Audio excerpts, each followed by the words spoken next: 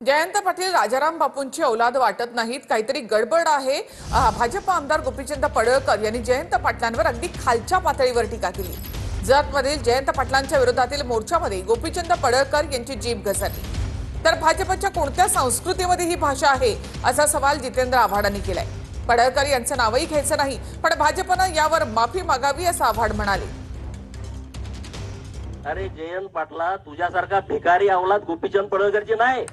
माझ्या ती धमक आहे कार्यक्रम करायची। तुझ्यासारखी ती औलाद नाही। तू राजाराम पाटलांना काढलेली औलाद मला अजिबात वाटत नाही। काहीतरी गडबड असणार आहे एवढ्या खालच्या लेवलला। आता माझा दांडियाचा कार्यक्रम आहे गरबाचा, ये माणसं पाठव, डोळं तिपून जाते तुझं कार्यक्रम बघताना। ही बीजेपीच्या कुठल्या संस्कृतीत बसते हे जरा बीजेपीच्या त्यांनी आता स्पष्ट करावे। मी हे आपल्या मार्फत उभ्या महाराष्ट्राला सांगू इच्छितो की जयंत पाटील हे प्रचंड मातृभक्त आहेत, प्रचंड मातृभक्त।